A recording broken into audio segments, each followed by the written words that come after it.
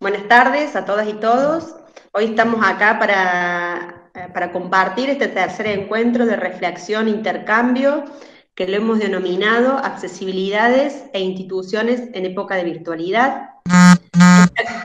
Esta actividad es en el marco del espacio de acompañamiento en el que está conformado por distintas instituciones, como es la Oficina de Graduadas y Graduados de las Facultades Sociales, el Seminario Optativo de Perspectivas y Estrategias de Intervención en el Campo de la Discapacidad, también de la FACU, la Comisión de Discapacidad del Colegio de Profesionales en Servicio Social de la provincia de Córdoba y la Mesa de Trabajo en Discapacidad y Derechos Humanos también de aquí de Córdoba. La persona que actualmente se encuentra coordinando la oficina es Dolores Pedraza, la licenciada Lola, en reemplazo a la licenciada María Fernanda Retamar, que es la persona que coordina la oficina. Desde la facultad y desde los espacios que integramos este lindo espacio en donde nos encontramos y convergemos distintas miradas, distintas experiencias, queremos invitarles a que compartan este encuentro. La facultad es un espacio donde no solamente es productora de conocimiento, donde aportamos a la lectura de las distintas realidades y las problemáticas, sino también es una institución que forma a futuros profesionales desde una perspectiva de derechos y con pensamiento crítico. El espacio de acompañamiento tiene una trayectoria de 3 años. Este año se sumó la mesa de trabajo en discapacidad y derechos humanos, y a lo largo de este año hemos organizado y llevado a cabo distintas actividades virtuales, ya que nos atravesó a todas y todos la pandemia y el COVID y el aislamiento, y no queríamos dejar de pasar desapercibidas y desapercibidos pensando distintas acciones, líneas de trabajo, compartir experiencias. Hoy nos proponemos trabajar el acceso y barreras que presentan las personas con discapacidad y los profesionales que intervienen. En esta primera parte de la actividad vamos a compartir algunos datos que aparecieron en un relevamiento, el segundo relevamiento virtual que organizamos desde este espacio, en donde trabajamos distintas preguntas y se compartió en las redes de la facultad, del colegio, de la mesa, y respondieron aproximadamente 63 colegas y colegas. Bueno, si hablamos sobre el relevamiento que se hizo ahora, después se va a introducir con el que se hizo al principio.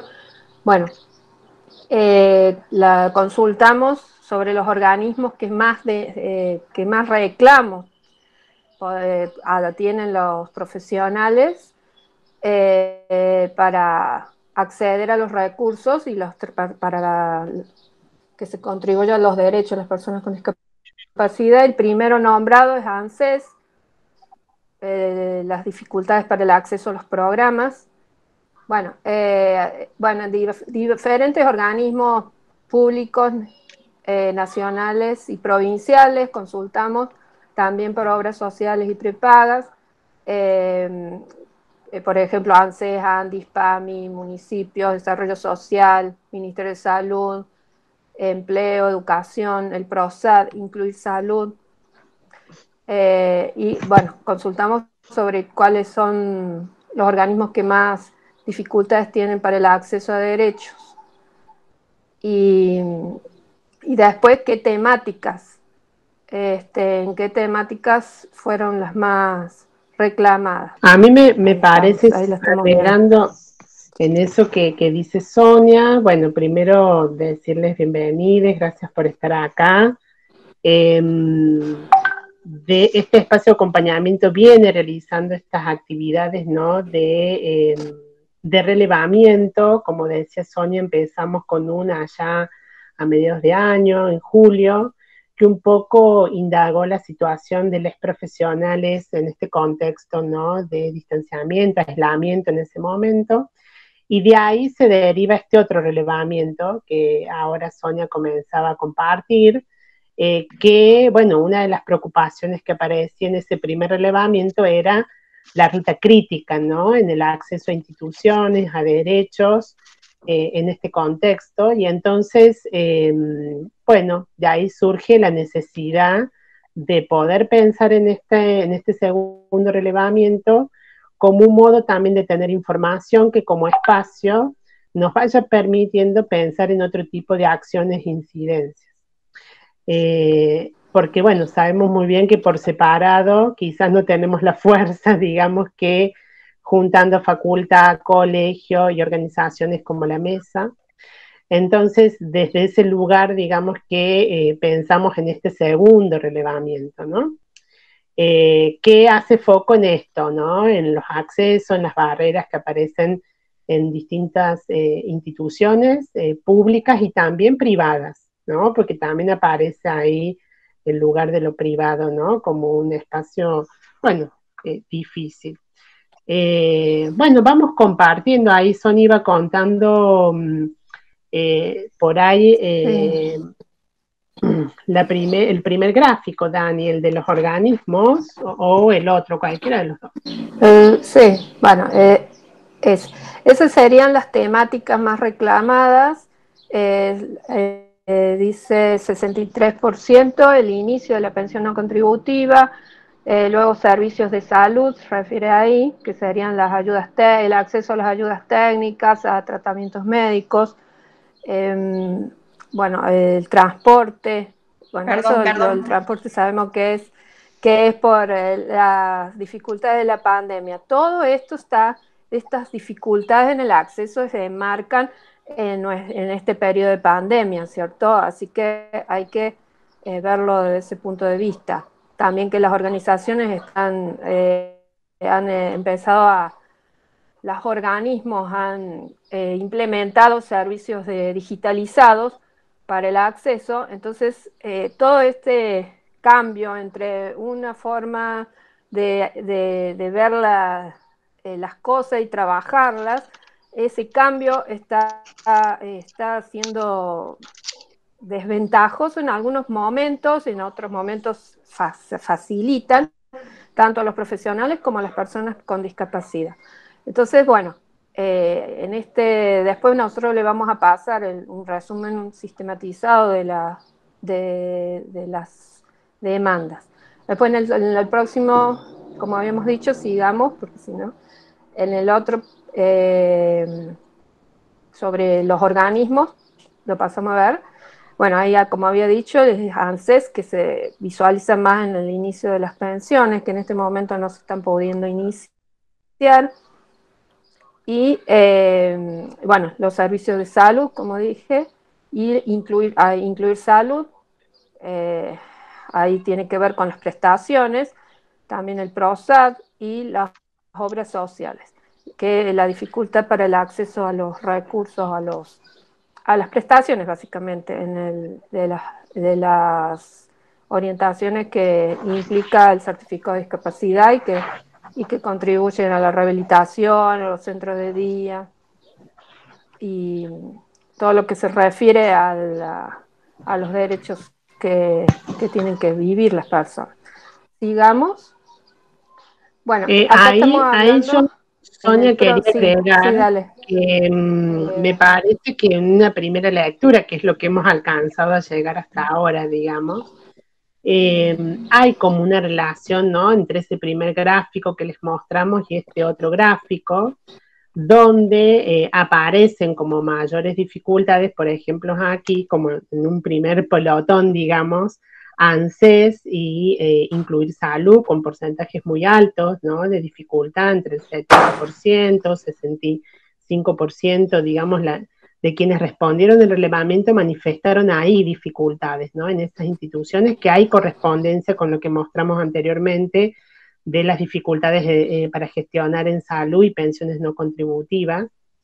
Y después aparece un 40% marcado en salud y obras sociales. O sea, eso para nosotros es muy importante señalarlo, porque nos está hablando que no solo la dificultad está en lo público estatal, o sea, no queremos marcar ese discurso, digamos, sino que también hay dificultades en el campo de la seguridad social, de obras sociales, me refiero en el sistema de obras sociales y también en el sistema privado, ¿no? Entonces, eso también surge del relevamiento, y después hay como un pelotón de que va entre el 30-35%, que marca dificultades en PAMI, municipios, desarrollo social, PROSAT, o sea, también a niveles provinciales en Córdoba, ¿no? O sea, no solo tampoco focalizado a nivel nacional. Entonces, esto también nos parece importante señalarlo porque no es una cuestión ni de un único sector del Estado, ni tampoco de una única jurisdicción del Estado, ¿no? O sea,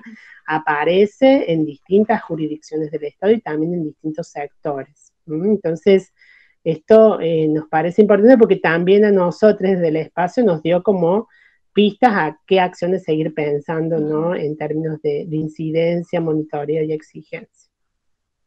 Ahí, perdón, en relación a esto de los organismos, de las instituciones mismas privadas, lo que han logrado, digamos, por ahí se demoraron, principalmente algunos organismos del Estado, en implementar canales de comunicación más accesibles, donde, digamos, hoy la atención virtual es la vedette de la pandemia. Sin embargo, las personas con discapacidad o las familias de bajos recursos que no cuentan con el capital también social o cultural para interpretar o para poder completar un formulario de manera virtual y después subirlo a la página del organismo, eso también aparece, digamos, que si bien no lo tocamos en este relevamiento, ya lo habíamos tomado en el anterior relevamiento, aparece como una gran barrera para las personas el tema de la atención virtual. Si bien por ahí la digitalización o la virtualidad para las y los profesionales está siendo una herramienta, digamos, nos preguntamos qué pasa con la familia y qué pasa con las personas con discapacidad.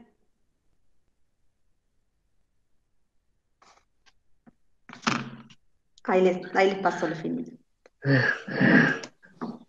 Sí, vamos a la próxima, me parece que ya así vamos Sí, cerrando y dándole. ahí hablamos de la...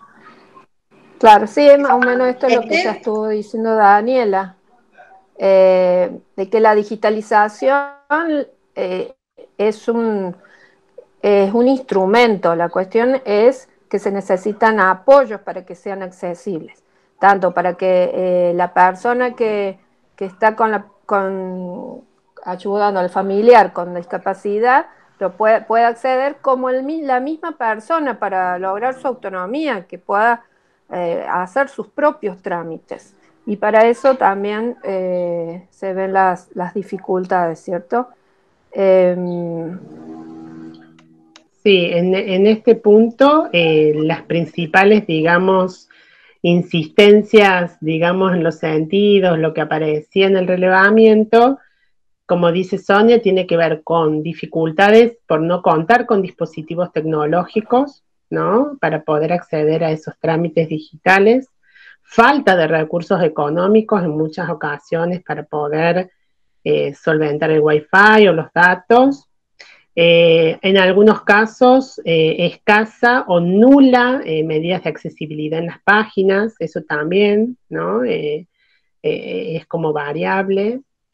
Instrucciones poco claras para ver los trámites, gestiones, y cuando estaban claras o estaban ya fijas, después se iban modificando regularmente, entonces lo consultabas una semana y a la otra semana ya había otro procedimiento, digamos, a seguir.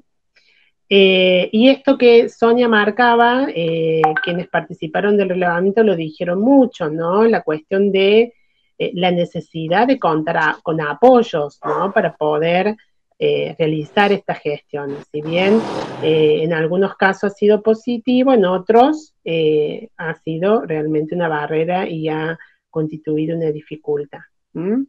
Y además, bueno, este periodo de aislamiento y esta situación también en muchos casos no permite contar con el asesoramiento o acompañamiento de las instituciones que quizás se contaba antes, ¿no? De la situación de con la pandemia. presencialidad. Exactamente. Y ese tema de la presencialidad también se dice en el próximo cuadrito, que es la dificultad para realizar las terapias en virtualidad, que en algunos casos se ha podido realizar, pero en otros no. Por eso la demanda de que se pueda que puedan abrirse los centros y bueno, que se comenzó con rehabilitación, pero bueno, hay otros centros que todavía no se pueden abrir. Bueno, Estaríamos, me parece eso lo que y por muy último, rápido, sí, una Ahí no primera queríamos lectura. dejar de compartir, ese, porque este va a ser la última actividad del año y bueno, son algunos datos que nos fuimos preguntando a lo largo de estos 3 encuentros, de otros espacios también en donde nos vamos confluyendo.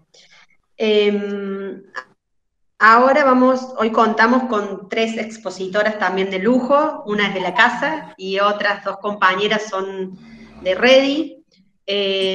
Contamos con Ana Dones, licenciada en Trabajo Social, miembro fundadora de la Red por los Derechos de las Personas con Discapacidad, Redi, que es una red, bueno, ahí ya nos va a contar ella más, pero es una red a nivel nacional. Participa activamente en el monitoreo y en el cumplimiento de la Convención por los Derechos de las Personas con Discapacidad y en todas las formas de incidencia de política para visibilizar el colectivo. También contamos con Sofía Mineri, abogada, se desempeña como responsable de proyectos sobre género y derechos de las mujeres con discapacidad en REDI. Ha trabajado también para diversas organizaciones de la sociedad civil en Argentina y para la Comisión Interamericana de los Derechos Humanos. Y además, Hajele Burijovic, licenciada en Psicología, vicedecana de la Facultad de Ciencias Sociales de la Universidad Nacional de Córdoba e integrante del Observatorio de Salud Mental de Derechos Humanos. Bueno, van a arrancar las 2 compañeras, Ana y Sofía, y después le pasamos la palabra a Hajele. Gracias. Buenas tardes a todas, todos y todes. Es un gustazo estar, aunque sea virtualmente. Mi única tortura es el no poder tener las colaciones, que son mi pasión. Pero bueno, todo no se puede tener en esta vida. Red es una organización de personas con discapacidad, familiares y allegados, que tiene por objeto principal promover y exigir el cumplimiento de los derechos de las personas con discapacidad. A tal efecto, Red acciona política y judicialmente reivindicando el protagonismo de las personas con discapacidad en la toma de decisiones que política, que directa o indirectamente puedan afectarla. Nació en el año 1998 como resultado de la voluntad asociativa de activistas en derechos humanos y discapacidad que, motivados por la sistemática violación de los derechos, resolvieron incidir políticamente para el cambio, tomando como eje de referencia el modelo social de la discapacidad bajo el lema integrarnos a las luchas para lograr nuestra integración. Yo quiero decir de que en el año 98, acá en Buenos Aires, hubo una modificación de una ley que se llamó la ley de puertas tijeras en los ascensores, lo que hacía que las personas con discapacidad motora quedaran dentro o fuera de sus casas, sin la posibilidad de ingresar porque la puerta ocupaba mucho más espacio. Esto hizo que todo un grupo de personas fuéramos a la puerta de la legislatura y logramos el cambio, y eso hizo que empezáramos a trabajar seriamente en los cambios posibles y empezar a hacer un poco esta historia de las madres, ¿no? De que siempre en cualquier lucha que encontrábamos, las madres van caminando por la calle, ven algo, se acercan, dicen, ¿qué pasa? Le contás, se ponen el pañuelo y se te ponen adelante. Bueno, nosotros decidimos hacer lo mismo. Por eso hablamos de que la consigna era integrarnos a las luchas para lograr nuestra integración. Una de las cosas que Red hizo, que fue, yo creo que una de las cosas más importantes, y ahí había una foto que me hubiera gustado que la vieran, es que empezamos a pelear en el año 2004 por transporte accesible. La ciudad de Buenos Aires no tenía transporte accesible y acá las distancias son tremendamente grandes. Entonces, ¿qué hicimos? Empezamos a ir a la Plaza de Mayo y a hacer lo mismo de las madres, dar vueltas alrededor de la pirámide, y en esa época estaba abierta donde está la Casa de Gobierno, y le cortábamos el tránsito a los colectivos y a los autos, y subíamos con un petitorio y le decíamos a la gente, señores, ustedes están apurados, quieren ir al médico, quieren ir a trabajar, quieren ir a peluquería, quieren ir a pasear, los que están abajo en silla también quieren hacer eso y no pueden. Llevábamos un petitorio y lo hicimos durante un año sin perder un mes. Gracias a eso logramos que empezaran a aparecer los colectivos de piso bajo. Hoy en la ciudad de Buenos Aires no existe ningún colectivo que no tenga accesibilidad. Si cruzan la General Paz es otro mundo, otro lugar, y desaparecen los colectivos accesibles. A partir de la ratificación de la Convención sobre los Derechos de las Personas con Discapacidad, del cual varios miembros de REDI, entre los que yo me encuentro, fuimos redactores de los artículos de la Convención, e imagínense lo que fue eso desde México a Argentina, pasando por toda América, en una época que no había WhatsApp, o sea que era todo un grupo Yahoo, que iban y venían los artículos, donde teníamos que discutir profundísimamente, porque claro, ahí hablabas de distintas culturas, de distintas religiones, de distintas formas de pensarlos, hasta que logramos armar un marco teórico, y a partir de ese marco teórico lo que pudimos lograr fue que eso se llevara al caucus, que era la representación, y de ahí fuera la salida al final, la redacción en el 2006 de la convención. Bien, a partir de esto, REDI empezó a buscar fondos públicos. REDI no utiliza fondos de dinero del Estado, y salimos a hacer talleres en el interior del país, justamente sobre la base del artículo 19, y me acuerdo lo que era tremendo hablar de autonomía, sobre todo en Salta, o lugares así, que nosotros hablábamos de la posibilidad de autonomía, y que realmente era como si nosotros estuviéramos locos. Justamente hicimos un grupo de talleres en el sur, de los cuales surgieron 2 libros que están dentro de la página de REDI, que lo pueden ver, bueno, acá están todas las fotos y qué sé yo. La segunda cosa importante que pasó fue que, ustedes saben, no tengo que contárselo, es que la convención tiene un protocolo facultativo que lleva a que el país es monitoreado cada 4 años. Se hace un informe país y luego la sociedad civil es la que actúa. El primer informe sombra lo hicimos en el año 2012 y lo hicimos nada más que 6 organizaciones, ¿no? O sea, 3 de derechos humanos, o sea, REDI, el CELS, ASIG, ADC, FAICA y FENDIN. Éramos todos nuevos y era nuestro primer informe alternativo, y eso tuvo como elemento importante que pudimos hacer una presentación importante, a pesar de que quedó circunscrito a Buenos Aires, a Cava y o sea, a Lambda exclusivamente. Lo llamativo de eso es que la respuesta del comité fueron 27 recomendaciones. Entonces dijimos, tenemos que conseguir fondos porque esto no puede quedar circunscripto a la ciudad de Buenos Aires y a la provincia. Tenemos que ir al interior, tenemos que llevar el monitoreo y tenemos que empezar a trabajarlo. Y eso es lo que hicimos. Y durante todo el año 2016 recorrimos el NOA, el centro, el litoral, Cava y provincia de Buenos Aires, haciendo reuniones que, bueno, algunas las hicimos tuvimos la suerte de hacerla en Córdoba. De ese informe, que fíjense, muy inteligentemente, el comité, esta vez, en vez de pedir el informe país primero, pidió el informe alternativo.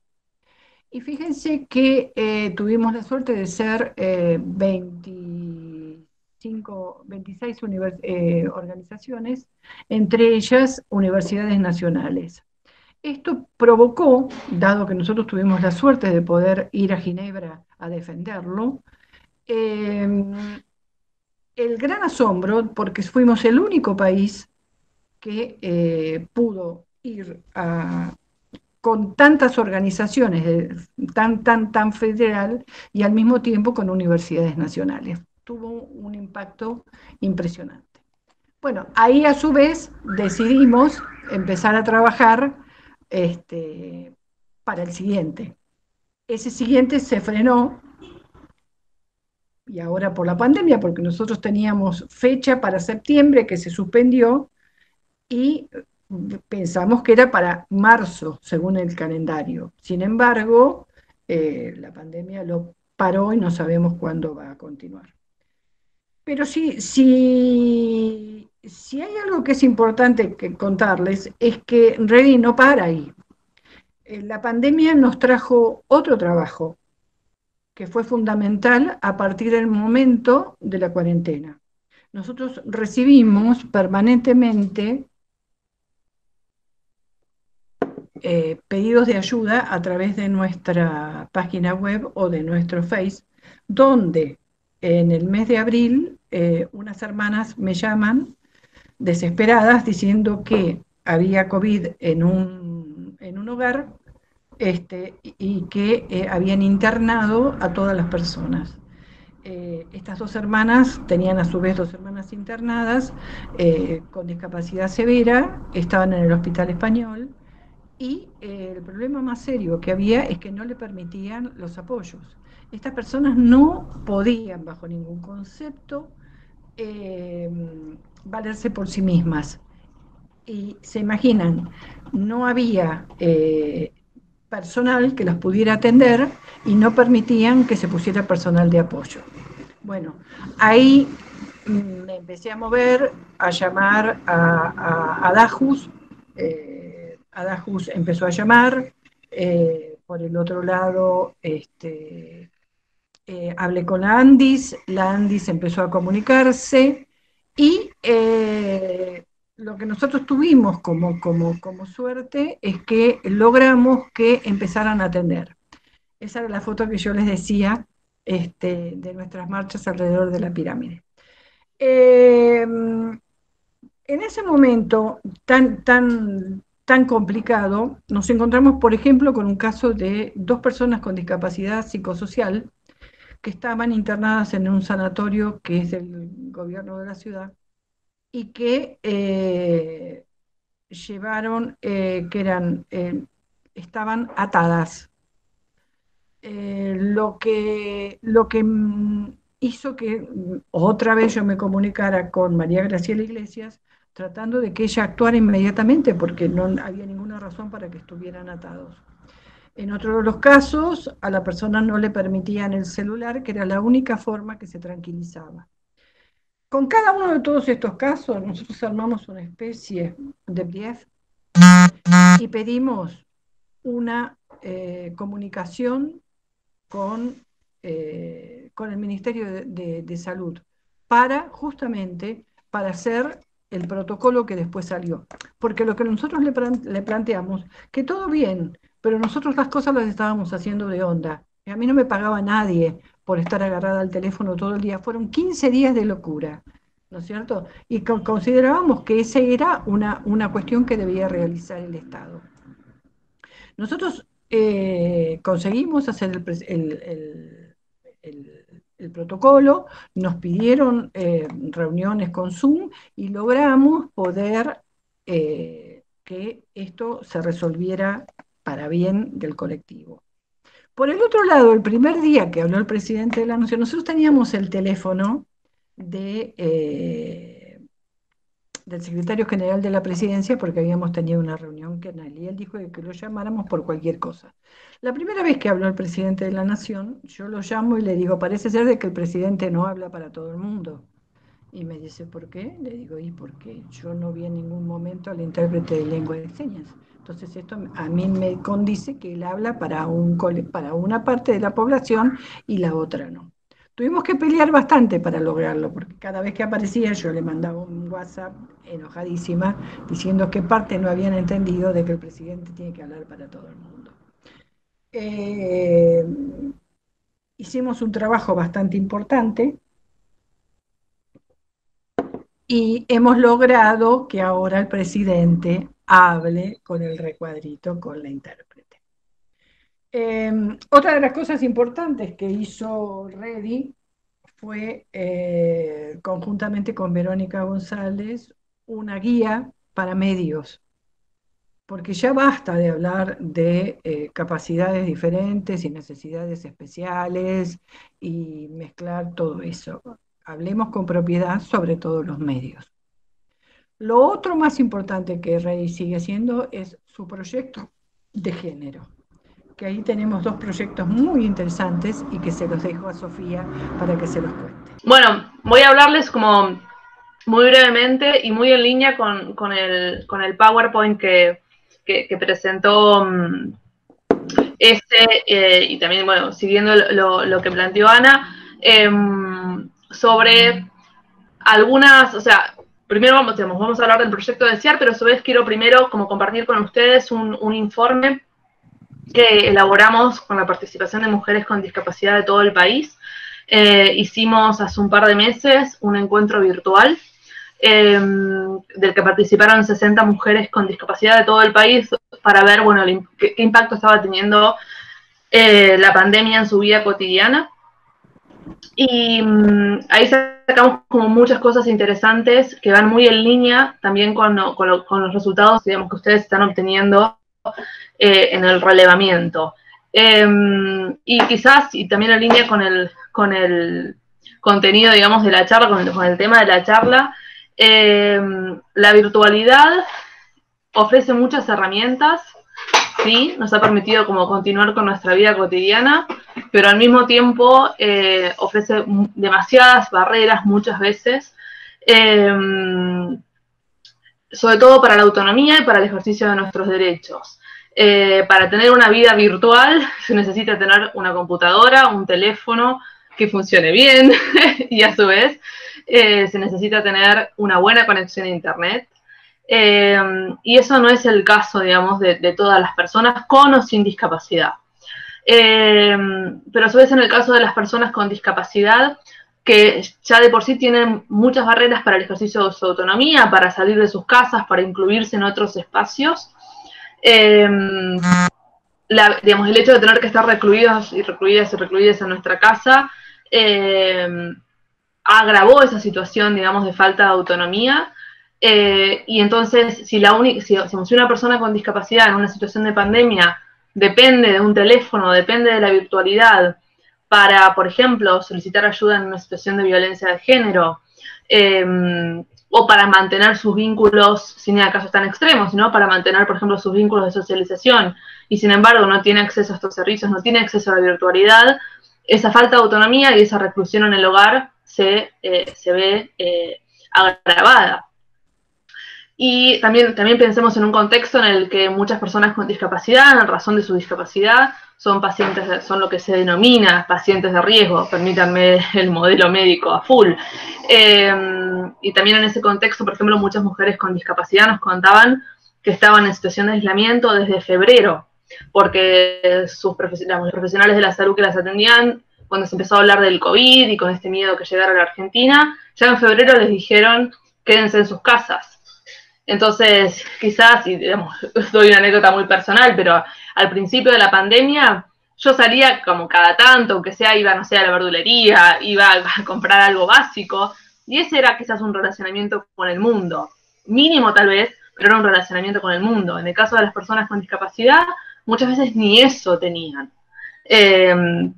Entonces, como mi punto es un poco esto de marcar y eso es algo que también nos dijeron muy explícitamente las mujeres con discapacidad, que ellos sienten que la pandemia se tradujo en un retroceso en términos de la autonomía, y que hasta este momento ellas lo que buscaban era, bueno, salir de sus hogares y ser visibilizadas y luchar por sus derechos, y ahora la pandemia las obligó a quedarse recluidas en sus casas. Entonces sienten que es como un volver atrás. Y también tenemos que ser como muy realistas en el sentido de que la pandemia va a durar un tiempo más allá de que, bueno, puede llegar a haber vacuna y demás, pero todo el mundo, digamos, hay cierto consenso en que por lo menos un año más vamos a estar en este contexto. Y la pregunta es, bueno, ¿qué va a pasar con las mujeres con discapacidad, con las personas con discapacidad en general? Después de ese año, cuando volvamos a la normalidad, digamos, las dificultades que quizás que vamos a tener todos, pero especialmente las personas con discapacidad, para reentablar esos vínculos, para restablecer la pertenencia a determinados espacios, etcétera. Entonces, digamos, tenemos que ser como muy conscientes de eso como sociedad y también en particular el Estado al momento de dar respuestas a estas situaciones. Y digamos, entre otras cosas que marcaron las personas con discapacidad, yendo un poco más al hueso o a lo específico, una de las cosas que marcaban tenían que ver con, por ejemplo, las barreras desmedidas para el acceso a sistemas de apoyo. Muchas de esos del acceso al sistema de apoyo estaban mediados, o las obras sociales exigían evaluaciones médicas para brindar sistemas de apoyo en el contexto de la pandemia. Entonces muchas mujeres con discapacidad a eso sumado, digamos, las restricciones a la circulación, etcétera, determinaron que muchas mujeres con discapacidad, que por ejemplo vivían solas, no estuvieron en condiciones de acceder a los apoyos, y entonces tuvieron que volver a sus hogares familiares, a vivir con sus padres, con sus madres, con su familia, lo que para ellas significó como una clara pérdida de autonomía. Sumado a la situación económica, piensen que eso es un combo perfecto para que esa situación, digamos, de vivir en el hogar familiar se perpetúe en el tiempo, y que muchas personas que por ahí vivían solas van a tener que seguir viviendo con sus familias mucho tiempo hasta poder retomar esa independencia, ¿no? Tenemos que ser también conscientes de eso. Ese habló del acceso a la salud, en el power inicial, desde dificultades para el acceso a la salud. Eso también lo marcaron mucho las mujeres con discapacidad que participaron de este encuentro. Muchas dificultades para acceder a todas las prácticas médicas no asociadas al COVID. Sobre todo en un momento de la pandemia, pero creo que hoy se mantiene mucho de eso. También pensemos que hay diferentes regiones del país en diferentes etapas de la pandemia, entonces hay zonas que todavía están en una restricción fuerte de la circulación, pero, digamos, se suspendieron todo lo que tenga que ver con tratamientos, con prácticas médicas no asociadas al COVID. Hubo una época en que era todo COVID, la atención médica, lo que repercutió, de acuerdo a las mujeres, en su calidad de vida, en su salud, y también muchas situaciones de salud mental, digamos, de dificultades para el acceso a servicios de salud mental. Muchas mujeres que nos contaban que ante situaciones de salud mental, la única respuesta que les daba el hospital donde se atendían era darles una bolsa de pastillas. Como diciendo, bueno, toma esta bolsa de pastillas y volvé cuando se te terminen. Estoy hablando de mujeres en situaciones, digamos, de crisis que necesitaban una atención médica completa en ese momento. Y la única respuesta era, de nuevo, una bolsa de pastillas. Además, ¿no?, de todas las situaciones de salud mental que creo que todos en mayor o menor medida hemos experimentado en este tiempo, y quizás muchas veces agravado en el caso de las personas con discapacidad. Y un punto también en cuanto a la accesibilidad, también a lo que planteaba de la virtualidad. Una vez que por ahí muchas mujeres con discapacidad sortean la barrera de conseguir una compu, de conseguir acceso a internet, cuando abren la página web no es accesible. Y estoy hablando no solamente de la página web, qué sé yo, de un diario, que bueno, digamos, se puede recurrir a la radio, por decirlo de alguna manera. Pero muchas mujeres con discapacidad, por ejemplo, no podían pagar los impuestos, porque las páginas web de los bancos no eran accesibles. Muchas adolescentes con discapacidad no podían interactuar adecuadamente con las plataformas educativas, porque no eran accesibles. Muchas mujeres con discapacidad nos contaron que las plataformas, digamos, que se empezaron a usar sus trabajos para migrar a la virtualidad, tampoco eran accesibles, y que del lado de los empleos, digamos, no había ningún esfuerzo por ayudarlas a transitar esa transición, sino que primeramente era como, bueno, el sálvese quien pueda, y ahora usamos tal programa, y si lo entendés bien, y si no, mala suerte. Entonces también hay que ser conscientes de eso. Ha habido ciertas transformaciones y ciertos cambios, pero por ejemplo el trabajo remoto entiendo que llegó para quedarse por un tiempo más, y es importante como ser conscientes de eso, que muchas mujeres con discapacidad están transitando dificultades para digamos, transitar esas plataformas y demás, y también que ahora empezó, así como en su momento estuvo la fiebre de irse a la virtualidad, ahora muchos trabajos están volviendo a la presencialidad. Y ahí hay que tener como mucho cuidado con, digamos, con esto de, o sea, muchas empresas dicen, bueno, te tenés que presentar el lunes a trabajar, sin tener en cuenta, digamos, que por ahí la persona es una persona con discapacidad, y quizás lo que las mujeres con discapacidad reclaman es que ellas puedan elegir, o sea, digamos, que ellas puedan elegir si quieren o si no quieren ir a la presencialidad, y si prefieren seguir con su trabajo en su casa, porque por ejemplo puede haber mujeres con discapacidad que quieren volver a la presencialidad, incluso por una cuestión de salud mental. Pero por ejemplo las mujeres ciegas lo que nos decían es que para ellas, incluso si el riesgo de COVID bajó, no, digamos, seguimos en una etapa de distanciamiento social. Y por ejemplo para las mujeres con discapacidad visual, que dependen mucho del tacto, ir a trabajar puede ser muy peligroso, porque tienen que tocar un montón de cosas de la ciudad que las personas sin discapacidad podemos evitar hacerlo. Entonces, ahí cuando ahora se empiezan a habilitar los permisos para ir a trabajar, etcétera, las empresas tienen que ser muy sensibles y tomar muy en cuenta eso, y también el Ministerio de Trabajo, que por ahora exime a las personas con discapacidad de la obligación de ir al trabajo presencial, pero hay que prestarle mucha atención a esa norma, que no cambie, y que le siga dando la opción a las personas con discapacidad de decir, sí, digamos, yo estoy en condiciones de ir, por ejemplo, soy una persona sorda, estoy en condiciones de ir a trabajar,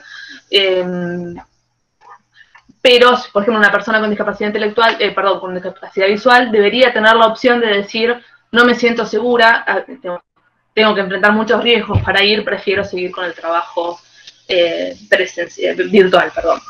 Y, bueno, digamos, pese a estas barreras y, digamos, a esta nueva realidad, también desde Ready lo que decidimos hacer es mantener el vínculo, digamos, con las mujeres con discapacidad de todo el país con las que interactuamos a través del proyecto de CIAR.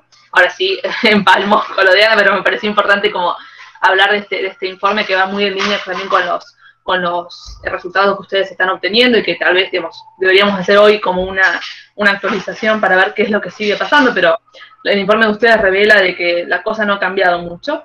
Bien, en el marco de este proyecto de CIAR, que estamos desarrollando desde el año 2018, teníamos pensado hacer unos hermosos talleres presenciales, teníamos pensado ir a Córdoba, hacer una conferencia de prensa, presentar unos spots audiovisuales muy lindos que habíamos preparado, pero bueno, pasaron cosas, llegó el COVID y tuvimos que migrar a la virtualidad. Nos pareció importante mantener el vínculo con las mujeres con discapacidad, por esto de, digamos, sobre todo en este contexto, muchas mujeres nos decían que estamos encerradas desde febrero, nos viene muy bien tener contacto con ustedes, hacer otra cosa, dejar de mirar la tele, mostrando murieron 14.000 personas, y pasar, digamos, a retomar esos vínculos y esos contactos que teníamos, etcétera. Entonces, empezamos a hacer talleres como un poco para mantener el contacto, y también como para decir, bueno, vamos a aprovechar la virtualidad para conversar sobre situaciones puntuales de nuestros derechos sexuales y reproductivos. Entonces hicimos encuentros, por ejemplo, sobre salud sexual y reproductiva, de la que participaron personas, digamos, integrantes de la Dirección Nacional de Salud Sexual y Reproductiva. Entonces se aprovechó la virtualidad para tener un contacto con funcionarios públicos, que gracias a la virtualidad fue posible, que quizás antes hubiera sido muy difícil que una mujer de Jujuy se reuniera con una funcionaria pública de Buenos Aires. Y gracias al Zoom, y gracias a la virtualidad, y a que la virtualidad sea como naturalizado, pudimos mantener ese contacto, y entonces mujeres con discapacidad de diferentes regiones del país se pudieron juntar virtualmente con una funcionaria pública y contarles, por ejemplo, sus demandas en relación a qué debe hacer el Estado para garantizar los derechos de las mujeres con discapacidad. Esto está enmarcado, lo que ven en la slide, dentro de la estrategia 1 del proyecto de CIAR, que tiene que ver con hacer talleres para compartir experiencias con mujeres con discapacidad y desarrollar en forma conjunta herramientas para fortalecer su liderazgo en la promoción de sus derechos sexuales y reproductivos. Y en relación a las herramientas, les doy una primicia: a principios del mes de diciembre vamos a lanzar una serie de spots, una campaña, mejor dicho, que se va a llamar Somos Desear, que está compuesta por una serie de spots de video y de audio, en los cuales las mujeres con discapacidad, incluidas algunas mujeres con discapacidad que están en esta llamada, no voy a dar nombres, van a hablar en primera persona en esos spots sobre cuáles son sus demandas en relación a sus derechos sexuales y reproductivos. Y aprovechamos la pandemia como para terminar de editarlos y coordinar con ellas una estrategia para su difusión. Y también, bueno, el proyecto de Desear es un proyecto que también trabaja con la capacitación a profesionales de la salud de la ciudad de Buenos Aires como un proyecto piloto que después queremos como expandir al resto del país. Y también dentro del proyecto de Desear trabajamos en el desarrollo de acciones de incidencia para modificar aquellas leyes y aquellos marcos, aquellas políticas públicas que no respetan los derechos de las personas con discapacidad.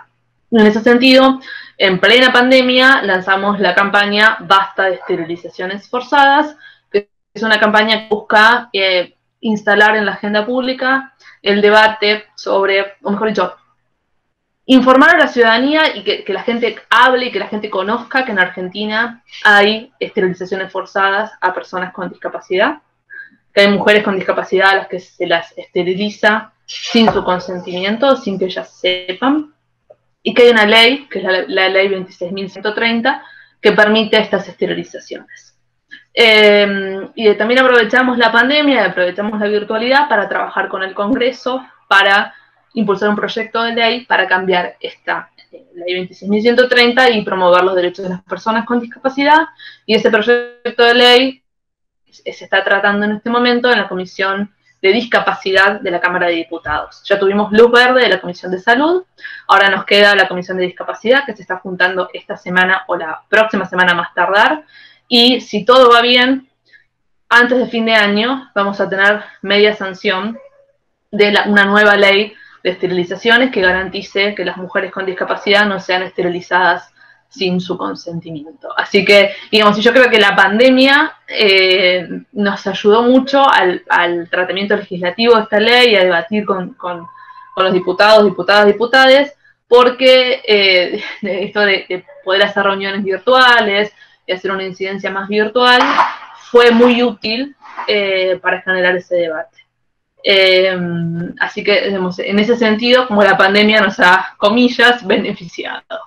Esta foto que están viendo ahora es una foto de todas las participantes del taller que hicimos en Rosario, en el marco de estos talleres Desear, con una serie de cartelitos que dicen cosas como, por ejemplo, digamos, sos mi apoyo, no quien decide por mí, gozar es mi derecho, digamos, una serie de frases que hacen a los derechos fundamentales de las mujeres con discapacidad, y a estas chicas las van a ver en los spots que vamos a sacar en redes sociales, así que alrededor del 3 de diciembre estén atentos, atentas, atentes a nuestras redes sociales y al hashtag Somos Desear, porque ahí van a ver estos videos que van a ser, creemos, como muy importantes sobre todo para visibilizar que las personas con discapacidad, que las mujeres con discapacidad tienen derechos sexuales y reproductivos como el resto de las personas. Y después de este monólogo, Ana, no sé si querés seguir o si ya estamos. Por mi parte, antes que nada, también antes de terminar, muchísimas gracias por la invitación a conversar sobre esto. Me hubiera encantado que hubiera sido en Córdoba para las colaciones, para después ir a comprar colaciones con Ana, pero bueno, han pasado cosas. O sea, era solamente un mini cierre de que nuestro trabajo en accesibilidad hoy es muy fuerte en relación a cada una de las cosas que no se están logrando. Por ejemplo, la página de argentina.gov no es accesible. Entonces, estamos haciendo un trabajo permanente sobre el Estado, presionando al gobierno, presionando a la ANDIS, para lograr de que de una buena vez por todas hagan las cosas bien. Yo tengo la excusa de decir, ustedes dijeron que venían a ser mejores, bueno, cumplan. Es eso, nada más. La verdad que es un gusto, un placer enorme estar acá con tantos amigos y amigas y además con tanta potencia, tanta militancia puesta para incidir en temas tan fundamentales como el acceso a derechos. Lo que yo voy a presentar en realidad es un trabajo colectivo que hacemos desde el Observatorio de Salud Mental y Derechos Humanos. Acá está Martín Pacini, así que parte de lo que yo voy a compartir con ustedes tiene que ver con esto, con artículos que hemos publicado, con relevamientos y que hemos hecho en las distintas instituciones de salud mental en el momento de la pandemia, a partir de que se instaló la pandemia, con denuncias que hemos presentado, con cuestiones que hemos puesto en evidencia también en la última marcha virtual que hicimos de salud mental. Gran parte de las cosas que tengo para decir también ya se han dicho en relación a los problemas que tienen las personas usuarias de salud mental para acceder a derechos, no son muy diferentes a las que ya se han planteado antes que yo presente. Me parece que el primer, digamos, en relación a las barreras, al acceso a derechos, en relación a las instituciones públicas y algunas privadas, nos parece que, bueno, que la principal barrera tiene que ver con el paradigma que sostiene algunas decisiones y que sostiene algunas de las instituciones, o la mayoría de las instituciones de salud mental, que tiene que ver con el modelo tutelar, asistencialista, biologicista y hospitalocéntrico. Contra el modelo que nosotros venimos sosteniendo, que tiene que ver con el enfoque de derechos y el modelo social de la discapacidad. La pandemia lo que ha hecho es poner más en evidencia estas desigualdades y esta manera de afrontar y los modelos de abordaje en torno a las necesidades de las personas usuarias de salud mental. Yo lo que voy a hablar rápidamente tiene que ver con dos grandes situaciones. Una tiene que ver con las personas internadas y la urgencia absoluta de pensar procesos de la sustitución definitiva de los manicomios y pensar y agilizar fuertemente los procesos de externación. Y otra tiene que ver con las personas usuarias de salud mental, pero que están como muy ligadas a las instituciones, a las instituciones monovalentes, referentes, que si bien son personas que tienen tratamientos ambulatorios, en esta situación de pandemia, como acceden a derechos o a supuestos derechos, todos ligados en relación a las instituciones monovalentes, han quedado desafiliadas, ¿no? Han cortado gran parte de los lazos que tenían y de la manera en que satisfacían algunas de sus necesidades. Esta situación los ha dejado en el abandono, ¿no? Entonces, bueno, lo que yo pensaba, organicé un poco la presentación, tiene que ver con, primero, ver cuáles son las recomendaciones que han hecho los organismos internacionales y sobre cómo atender sobre todo a las personas que están internadas y a las personas usuarias de los servicios de salud mental, y después compartir con ustedes algunas de las cuestiones que fuimos relevando de lo que sucede en Córdoba y también algunas buenas prácticas que sí pudimos relevar que se están llevando adelante en la provincia de Buenos Aires. Cuando hablamos de bueno, para una simple cuestión, el año 2020 es un año icónico para la salud mental porque era el año en que se había definido que era el cierre y el fin de los manicomios en la Argentina, ¿no? Estamos lejos de eso. En realidad las autoridades ya han reconocido que no vamos a llegar a esa meta, era una meta muy ansiada porque, bueno, fue hace 10 años que se sancionó la ley de salud mental y se había puesto el 2020 como la sustitución y cierre definitivo de los manicomios. Cuando así muy rápidamente contarles que el año pasado, entre el año pasado y el anteaño, se llevó adelante un censo de personas internadas en las instituciones monovalentes, en los manicomios, y estamos hablando de alrededor de 12.000 personas internadas. Esto implica, bueno, lo que ustedes ya conocen, abandono, sobremedicación, falta de tratamiento, hacinamiento, ¿no? Entonces, por eso, con el Observatorio de Salud Mental decimos que la pandemia no puede postergar la urgencia del cierre de estos manicomios. Sin embargo, en muchas situaciones ha actuado como una excusa para su postergación. Lo que ha sucedido también en la pandemia es que ha recrudecido el encierro y el aislamiento, ¿no? Es aislamiento sobre aislamiento, lo que ha pasado en este periodo, en estos meses de pandemia.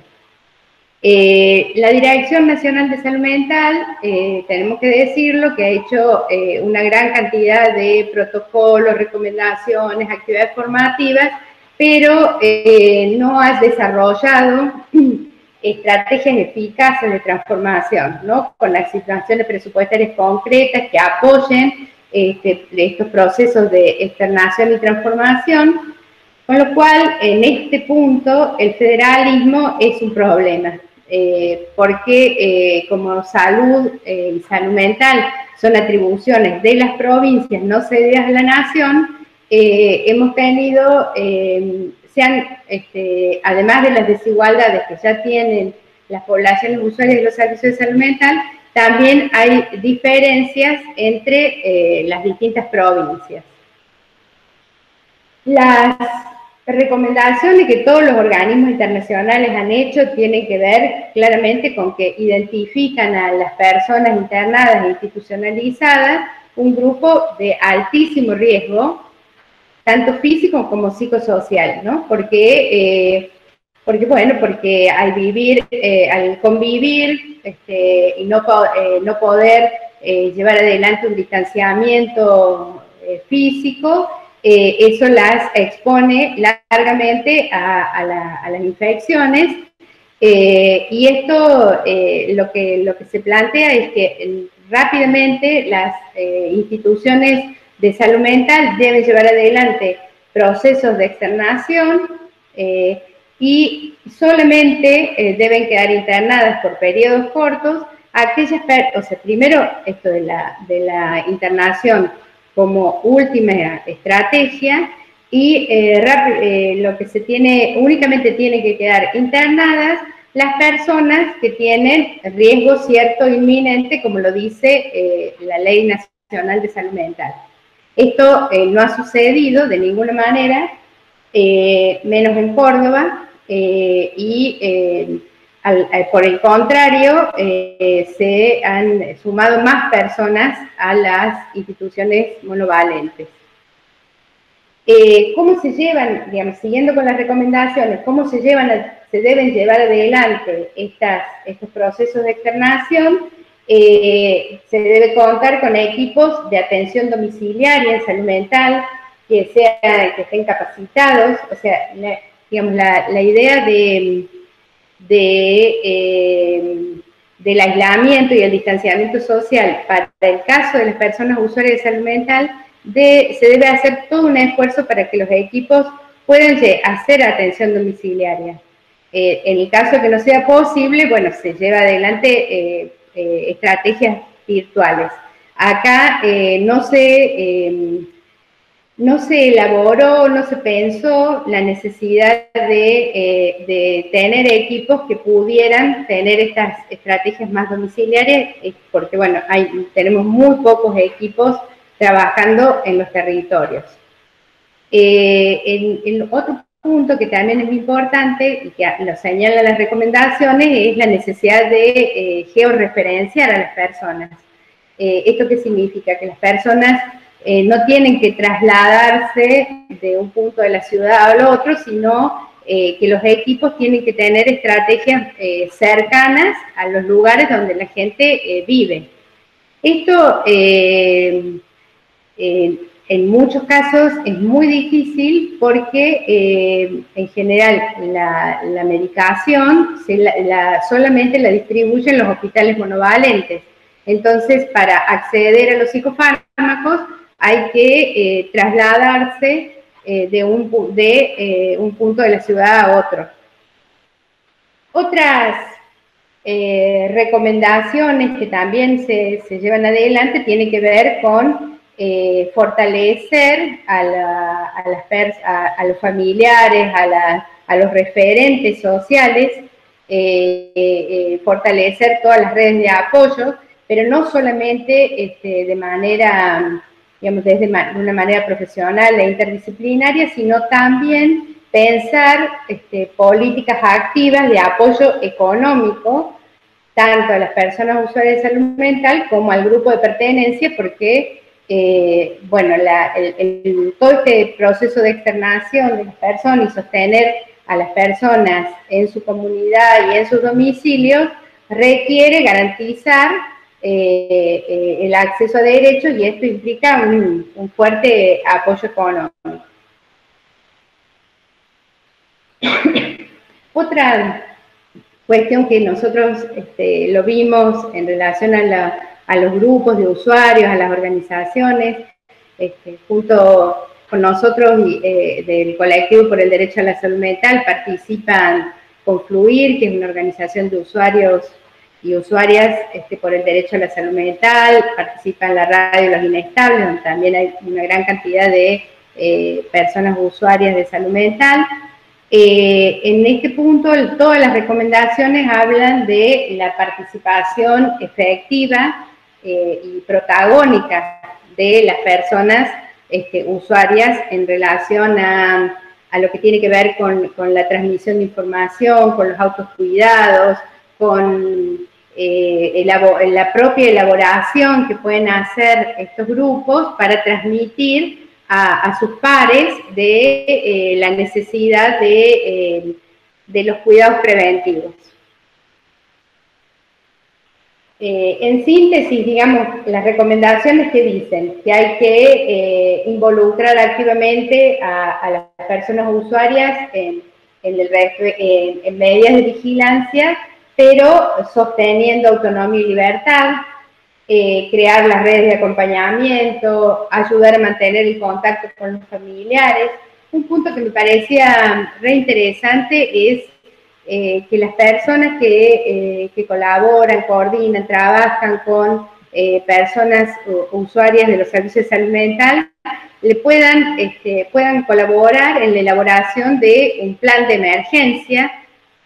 Y otro punto importante que también lo plantearon las personas que hablaron antes que yo, es que la presencia de familiares, cuando no hay cuando no se puede tomar otra medida más que algunas personas estén internadas, el que haya visitas o que algún familiar pueda entrar y atender a los establecimientos de salud mental es considerado un ajuste razonable, ¿no? Esto nosotras lo hemos visto como al revés, digamos, no se han habilitado visitas y acompañamientos en los hospitales monovalentes a los que pudimos acceder con información. ¿Cuáles fueron las estrategias en Córdoba? Bueno, en Córdoba, al revés de las recomendaciones, se limitó la atención que ya existía en algunos hospitales generales. Algunos dispositivos de atención comunitaria fueron cerrados, o el primer mes de la pandemia los equipos de primer nivel de atención fueron enviados a su casa en lugar de estar trabajando ahí en el trabajo de prevención. La atención solo se sostuvo en guardias e internado en los hospitales monovalentes. Esto, bueno, como ya les decía, incrementó la cantidad de personas en los hospitales monovalentes, se restringieron las visitas y también algunas visitas domiciliarias que algunos equipos hacían, ¿no? Todo estuvo puesto en el foco puesto en niveles de mayor complejidad, ¿no? Todo lo que tenía que ver con políticas de proximidad ligadas a la estrategia de atención primaria, en la coordinación intersectorial en los territorios, el trabajo comunitario en salud mental, esto fue desmantelado, no priorizado en absoluto. En los centros de operaciones de emergencia prácticamente no se incorporaron representantes de salud mental y también, bueno, se minimizó el trabajo con las organizaciones territoriales. Por esto, bueno, todo lo que se viene promoviendo en relación a fortalecer un rol protector del tejido comunitario, una malla que contenga, que sostenga el lazo social, son políticas que, como les decía, no fueron priorizadas y por el contrario se tuvo una visión biologicista y donde la salud mental no fue considerada un trabajo esencial. Bueno, en otras provincias, como bueno, les decía, en la provincia, por ejemplo, de Buenos Aires, se distribuyeron dispositivos como tablets, notebooks, para que las personas mantengan lazos, eso lejos de lo que se hizo en Córdoba, y también, bueno, se llevaron adelante protocolos específicos de familiares para que las personas pudieran estar acompañadas. Para ya cerrar, bueno, nosotros hacemos desde el Observatorio de Salud Mental, pensamos, bueno, ¿qué pasó, digamos, en esta situación? A 10 años de la Ley de Salud Mental, que para nosotros era súper importante, planteamos, bueno, que en realidad lo que mostró la pandemia era la urgencia puso la necesidad con mayor urgencia de implementar las cuestiones que estaban pendientes, o sea, que ya eran cuestiones que ya veníamos sosteniendo, ¿no? Entonces, la pandemia parece, digamos, como un parteaguas de lo que ya veníamos hablando y de las falencias que quedan a futuro, ¿no? Esto, bueno, vamos a necesitar un esfuerzo político organizado muy fuerte del movimiento salud mentalista para revertir algunas de las cuestiones que fuertemente se instalaron en las disputas, que han vuelto a aparecer discursos que nosotros creíamos que ya estaban superados, como el discurso psiquiátrico hegemónico. Eso nos va a implicar un trabajo político fuerte para revertir esta visión biologicista de la salud mental. Por eso, bueno, si bien la Ley de Salud Mental fue un avance importante, tenemos, bueno, que seguir sosteniendo las discusiones, dotar de sentido los argumentos, y también estamos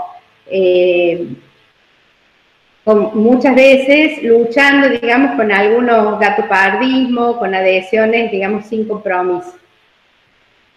En relación a cuestiones ligadas a la vida digna y a la vida independiente, pensamos, bueno, que es necesario sostener la cuestión de la tolerancia cero al encierro, sostener redes comunitarias que eviten esta desafiliación, sistemas de apoyo, pero hay que abrir lo que nosotros entendemos por sistemas de apoyo, porque en muchos casos estos sistemas de apoyo lo que hacen es anular proyectos y ser como, bueno, en algunos casos como manicomios móviles, fortalecer las organizaciones de usuarios y su participación plena. En muchos casos, la ley de salud mental, bueno, ha planteado, la ley provincial, por ejemplo, tiene un consejo consultivo donde participan los usuarios, pero o no se los llaman o no se hacen las reuniones o se le da poco lugar a su voz. Bueno, incorporar lo que tiene que ver con la perspectiva interseccional. La ley ya tiene una perspectiva intersectorial, pero tendríamos como que profundizar la perspectiva interseccional. Por último, bueno, en realidad me parece que lo que nosotros tenemos que como seguir sosteniendo es la consigna que tuvimos en la última marcha, donde planteamos, bueno, la consigna fue ni un paso atrás, la urgencia es construir en comunidad. Nos parece que, bueno, todas estas consignas que sostuvimos a lo largo de las distintas marchas, que tiene que ver con la salud mental, está en los derechos, y que fundamentalmente, bueno, la salida es siempre colectiva. Eso hasta ahora. Muchas gracias. Gracias, Jayene. Bueno, ahora vamos a dar el espacio de las preguntas, si quieren hacer algún comentario en los chats, o si se animan también a habilitar el micrófono. Están invitadas, invitados, invitades. En primer lugar, muy agradecido por la exposición. La verdad que cada vez que uno tiene la posibilidad de participar, va encontrando esta posibilidad de ir generando, esto que decía la última compañera, de ir dotándole de sentido a lo que uno pretende defender e incluso ir revisando algunas concepciones o ideas que se van teniendo y se van construyendo. Y que cada uno también lo va pensando y plasmando en los espacios locales de incidencia en los cuales a uno le toca trabajar e intervenir. Digo que hay muchas realidades o heterogeneidades de experiencia y buenas prácticas, pero también es cierto que a todos nos impacta y nos sigue impactando estos imaginarios a nivel social y simbólico muy fuertes, y comparto sentidamente y también lastimosamente esto del retroceso que se ha generado, ¿no?, en materia de lo simbólico, y que eso termina impactando en la materialización de las políticas y recursos que se van proponiendo para determinadas resoluciones, pero creo que la base está en este retroceso que han compartido, y que me quedaba pensando en esto de la consulta que hace Ana a la gestión nacional cuando pretendieron instalarse como alternativa.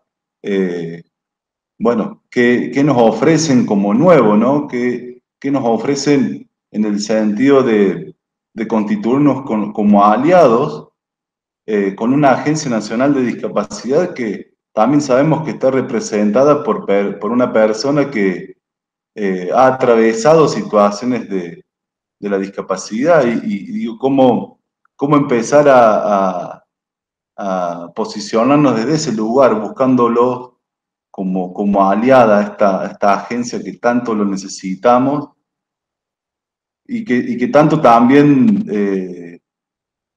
necesitamos ser críticos en ese sentido, porque sabemos que las gestiones de políticas puntualmente, como las pensiones, en los espacios locales en los cuales nosotros trabajamos, en este espacio está compartiendo Guille y Caro, a quien he invitado para también socializar estas conversaciones. Nos pasa esto de la demanda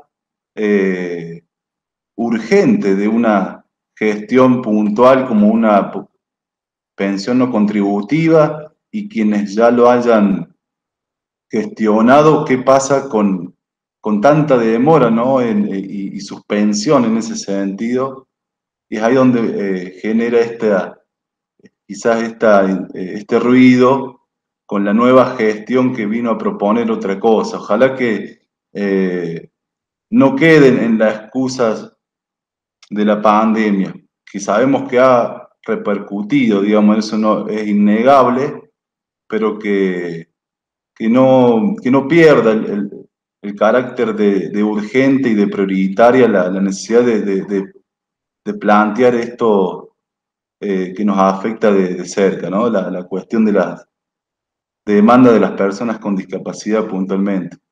Y quería aprovechar la posibilidad de hablar de pedirle a Sofía si había posibilidades de circular el informe que generaron junto a las mujeres, porque la verdad que también nos sirven para dimensionar, que a lo mejor en un lugar acotado, Río Cuarto, algo local, pero nos sirve siempre a abrir la mirada a lo que acontece a nivel nacional, bueno, provincial, escuchaba la realidad de Córdoba, pero otras provincias regionalmente hablando y a nivel nacional.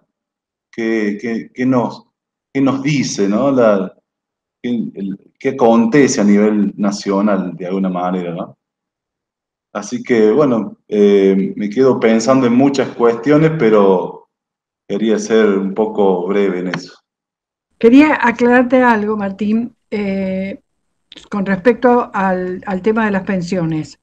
REDI es la organización que le pone el amparo cuando el gobierno de Macri le da de baja a 170.000 pensiones, 100.000 en el 2016 y 70.000 en el 2017. Hasta la fecha, no hemos logrado que esas pensiones sean devueltas. Está en la Corte y está en la Corte. Otro dato que les puedo dar es que hay 300.000 pensiones no contributivas en espera para salir. Y el problema más serio que tenemos, si ustedes se fijan en el presupuesto, es que entre el anterior y este hay nada más que la diferencia de 127 pensiones. O sea, no hay dinero para pensiones no contributivas en el presupuesto para el año que viene. Y esto hay que tenerlo en cuenta. Nosotros lo vamos a denunciar, vamos a seguir con nuestra presentación. Justamente ayer hablábamos en comisión el hecho de volver a exigir, porque ya a quién le vamos a exigir, ya llegamos a la Corte. Sin embargo, esas pensiones no fueron devueltas. No sé si las van a devolver. Al que planteaba Ana, o sea, a ver, quizás muy simplificadamente o resumiendo mucho podríamos decir que la situación de las personas con discapacidad en cuanto al ejercicio de sus derechos antes de la pandemia no era buena, se distaba de ser óptima, y podemos decir que retrocedimos muchos casilleros a partir de la pandemia. Y del impacto económico de la pandemia, del hecho de que tenemos que estar en nuestras casas, que está bien, es correcta esa medida, no lo cuestiono, pero digo, esas medidas que se tuvieron que tomar y el impacto socioeconómico de la pandemia en general ha hecho que las personas con discapacidad retrocedan mucho en el ejercicio de sus derechos. Y eso el Estado lo tiene que tener en cuenta a la hora de desarrollar políticas públicas para hacer frente a la pandemia y a la pospandemia. Y, digamos, podemos tener la política pública más linda del planeta Tierra, pero si no tenemos presupuesto, es un hermoso papel o un hermoso archivo PDF posiblemente no accesible en una página web, que no impacta positivamente en la vida de nadie. Entonces, como también hay que estar como con la lupa muy, digamos, muy puesta en el Estado, desde un punto de vista constructivo, pero sí con la lupa muy puesta en el Estado, para que las políticas de recuperación del post-COVID incorporen la perspectiva de discapacidad y tengan presupuesto para sostenerlas. Y discúlpenme la insistencia, digo que también sabemos que una efectivización en una pensión no contributiva accedemos a la posibilidad de gestionar determinadas prestaciones o recursos vía incluir salud, que para Río Cuarto nos es una vía, una alternativa, pensando en que cuando no sucede esto de que hay personas que manifiestan no tener ningún tipo de cobertura, no tenemos alcance, por ejemplo, a lo que sería PROSAT. Digo que hemos estado buscando la manera de vehiculizar ese tipo el programa provincial para discapacidad a nivel local, y nos fue muy dificultoso en la presencialidad, porque bueno, los prestadores tenían que presentar las facturas mensualmente de manera presencial en un espacio físico, que después eso, bueno, era todo un circuito que a nivel presencial necesitábamos una logística que no nos podían garantizar de alguna manera en términos locales, y que nos quedamos un poco en esas desventajas de ofrecer otra posibilidad de coberturas, digo, porque las coberturas de alcance primarias o medicaciones que se pueden llegar a gestionar en el ámbito público a nivel provincial, es una posibilidad en Río Cuarto, pero no así determinadas ayudas técnicas o medicaciones que no están bajo cobertura en términos convencionales, digamos. En realidad hay algo que hay que modificar rápidamente, que es salir de la pensión contributiva. Esa pensión que es algo, primero, que es anterior a la convención, y por consiguiente es perversa. Entonces hay que sentarse, hay que discutir en el Congreso y hay que hacer una ley que sea un ingreso para todos, con todo lo que corresponde, que desaparezca ISalud, porque ISalud no da resultado a nadie. El que tiene ISalud es lo mismo que no tuviera nada. No entrega medicamentos, no entrega, es todo no. Y lo sé porque justamente nosotros recibimos los pedidos de la angustia de la gente y tenemos que entrar a llamar por teléfono y gestionar y decir, che, mirá que están llamando y preguntando. La pregunta del millón, vuelvo a decir lo que dije hace un rato. Nosotros no somos el Estado, a mí no me pagan por llamar por teléfono. No debería hacerlo, lo hago porque me importa la vida de la gente, pero la realidad que no deberíamos hacerlo. El Estado debería pensar en una nueva ley acorde al siglo XXI y salir de un proceso que realmente es tremendo. Y por otro lado, la cantidad de dinero. ¿Quién puede vivir con esa cantidad de dinero? Nadie, porque la discapacidad está totalmente invisibilizada. Y yo no veo en este gobierno, por ahora, una visibilización clara de la problemática. ¿No es cierto? Y una de las demostraciones te la da el propio INADI. Se presupone que el INADI debería ser el organismo que pelea por la no discriminación. Bueno, ahí es todo LGTB, que me parece bárbaro, pero no es lo único para discutir. Y sin embargo, hay bastantes problemas para lograr de que se tomen en cuenta las personas con discapacidad. Entonces digo, hay que empezar a visibilizar, hay que pelear por una nueva ley que sea universal y para todo el mundo. No sé si ahí habrá más preguntas, inquietudes. Sí, decirles desde nuestra parte, agradecerles mucho a Ana, a Sofi y a Hashele por estar acá, por haberse sumado, por haber compartido sus impresiones, su mirada. Sí, nos queda claro algo, digamos, en todo esto. Es que tenemos que seguir activando, haciendo comunidad, militando, como ahí Hashele le decía, agrupándonos. Nos parece que eso es clave en este contexto. Ahí Carolina quiere decir algo. En primer lugar, le agradezco a Martín que me invitó, me pasó todos los datos, y porque siempre compartimos esta necesidad de encontrarnos con otros para charlar, discutir y reflexionar, porque entendemos que es la única manera de avanzar y de crecer. Así que le agradezco muchísimo, y y agradezco las presentaciones porque ha sido un placer, la verdad, escucharlos y escuchar cosas que no se dicen en muchos lugares y que es necesario decirlas, así que en principio muchas gracias. Y me quedo con varias cuestiones, siempre me quedo con preguntas yo, pero retomo algunas expresiones. La licenciada decía, han vuelto a aparecer discursos que creíamos superados. Y la verdad que sí, que han aparecido muchísimos discursos que creíamos superados y muchas prácticas que creíamos superadas. Entonces siempre me pregunto si van a tono los discursos y las prácticas o cambiamos mucho en discursos, pero nos quedamos a medias con las prácticas. Esto me lo pregunto en discapacidad y en muchas cuestiones que hacen a nuestra vida como ciudadanos. Porque bueno, esta cuestión de la pandemia y de la estrategia de la cuarentena ha puesto en evidencia un montón de cuestiones que hacen a los derechos como ciudadanos para todos. Así que bueno, me pregunto si avanzamos en los dos sentidos, en los discursos y en las prácticas, en las leyes y en hacerlas efectivas. Y entonces ahí también viene otro tema que me parece importante, acuerdo con todo lo que han dicho, bueno, acuerdo con esta cuestión de una política pública que esté también apoyada con un presupuesto, porque si no, claramente nos quedamos en un discurso que queda solo en eso.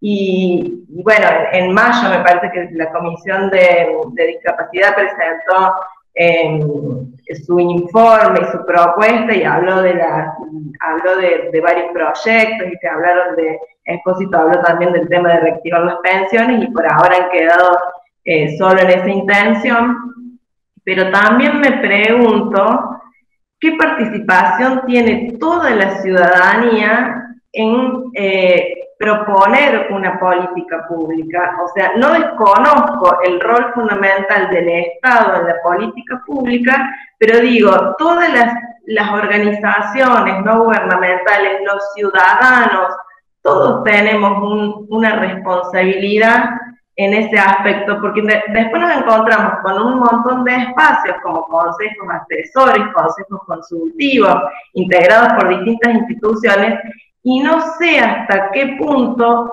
todos vamos en este sentido de la autonomía de la persona en situación de discapacidad, de su derecho a generar un propio proyecto, de su derecho a decir y a decidir sobre su propia vida. No sé cuán firme está eso en todos los ciudadanos, en quienes trabajamos en discapacidad, desde el Estado, desde las organizaciones, desde las instituciones.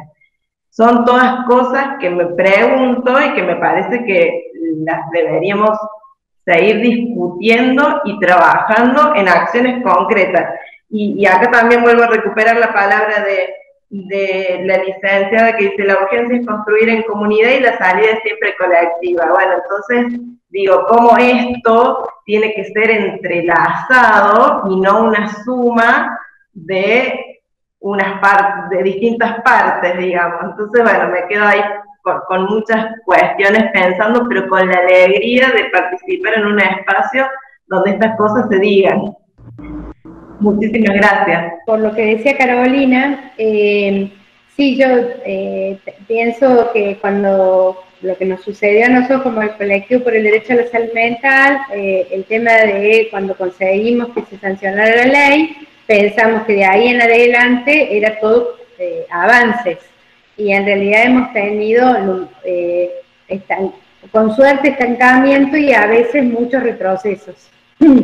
Entonces, sí, nos parece que, bueno, que por eso planteaba yo que era importante seguir sosteniendo las discusiones, y efectivamente las discusiones y digamos lo que decimos siempre, el que logra imponer el paradigma impone las decisiones.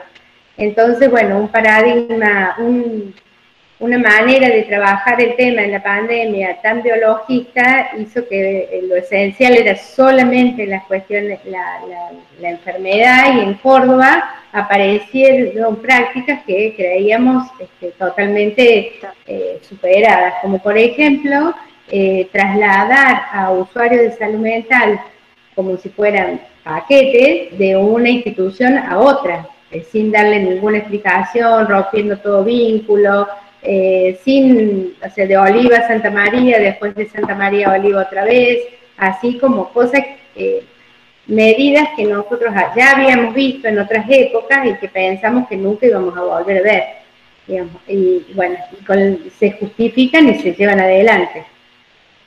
Que agradecemos mucho ahí la presencia de Ana, de Sofi, de Revi y de Hashele, desde la Facu.